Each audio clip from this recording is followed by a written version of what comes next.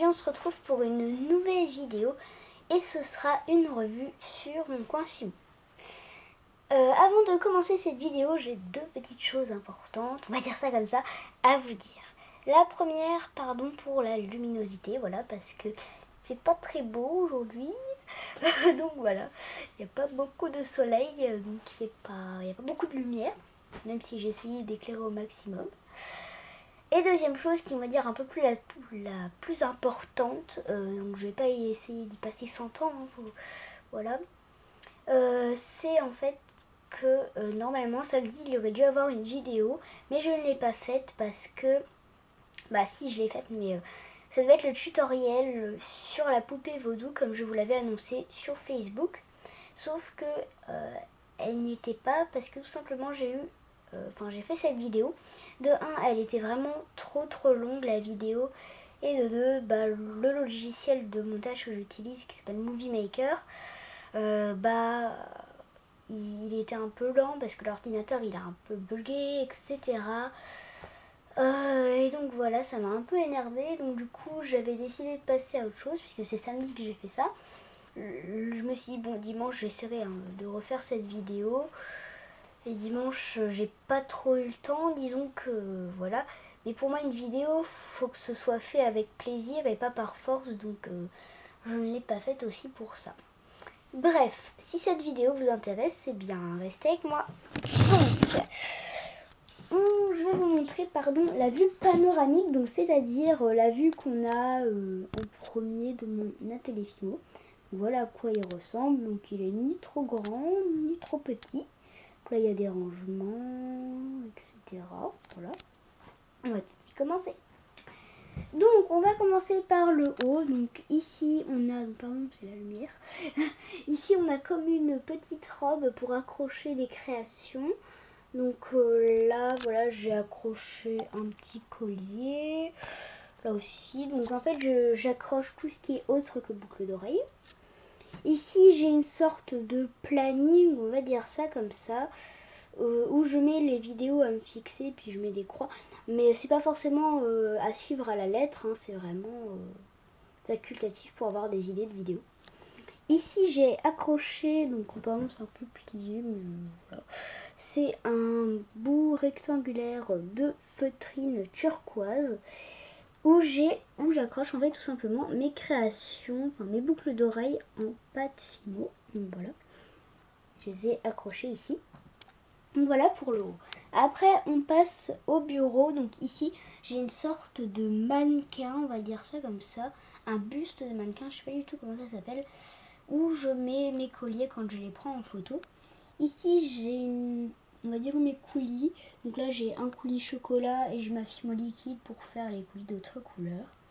Mon vernis, ici j'ai pris une boîte de conserve, donc qui fait office de boîte tout simplement, où j'ai mis mon rouleau, ma lame, mes cure-dents, etc. Donc là j'ai rien, c'est vide. Ici j'ai un petit cadre, génial. et là on va, attendez. Là, il y a des rangements. Donc, en dessous, j'ai mes coulis. On voit rien, je sais, mais bon, je mets un peu de mes DIY, etc. Là, dans ce petit tiroir de bureau, j'ai mes supports de bijoux. Là, j'ai un petit, on va dire, pour mettre quand j'ai des commandes. Voilà, je pourrais l'utiliser. Donc là, j'ai les supports de bijoux, c'est-à-dire tout ce qui est support de boucles d'oreilles, de colis, etc. Là, j'ai mes pinces Fimo qui sont dans une boîte transparente comme ceci. Donc voilà. On va dire que dans ce tiroir-là, je mets vraiment les choses les plus utiles. C'est là où je me sers le plus. On va maintenant passer au grand rangement. Donc ici, j'ai les créations à vernir ou à ranger. Voilà, ou à classer, on va dire ça comme ça. Ici, je mets mon grand plateau où j'ai les futures créations qui vont aller au four. Voilà. Et là, j'ai un rangement à 3 tiroirs comme ceci. Donc dans le premier tiroir vert, on va dire ça comme ça, on va appeler ça avec les couleurs. Donc ici, j'ai une énorme boîte avec plein de choses, oui. Donc c'est mon parrain qui m'a acheté ça, voilà, qui me l'a confectionné. Donc ici, j'ai des petites étoiles à coller sur des créations. Là, j'ai des petites poudres, on va dire ça comme ça, de couleurs. Donc là, j'ai vert, bleu, etc. J'ai du rouge, enfin là c'est du violet, rouge, assez rosé, doré et argenté. Si voilà, j'ai des petites boîtes, quelques perles qui sont là-dedans. Voilà.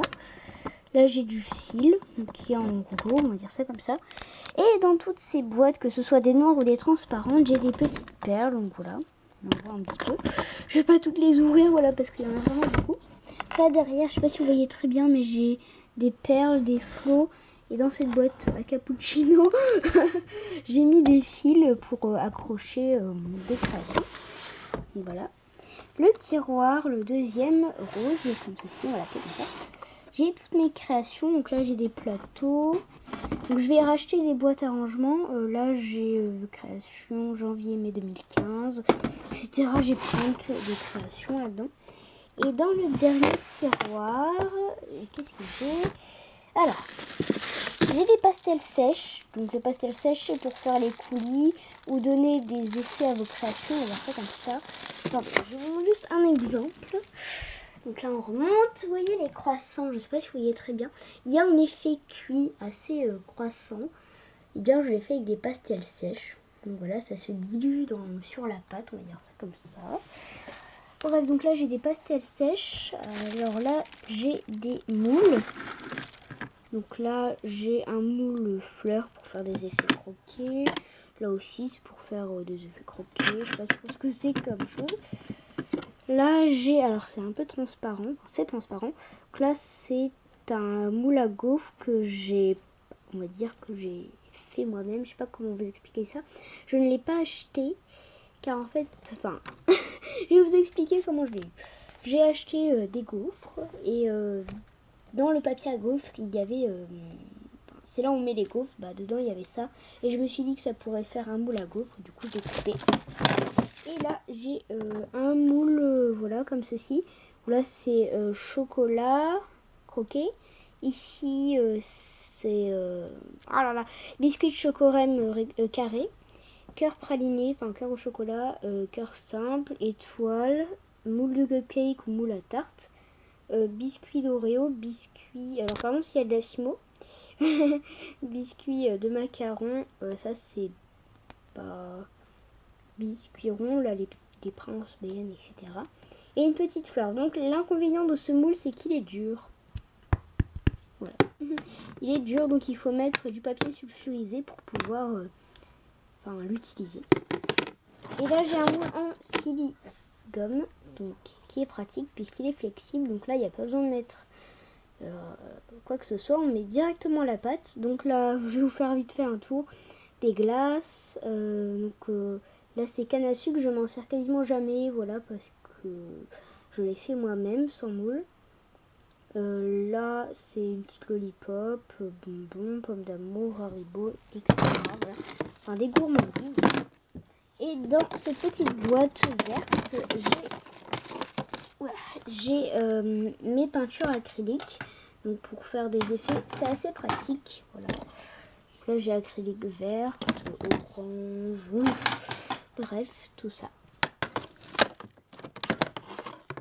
Donc voilà, je vous ai fait un tour de mon coin Fimo, de mon atelier Fimo. Donc il est vraiment très simple, voilà, je l'utilise beaucoup puisque je fais beaucoup de Fimo.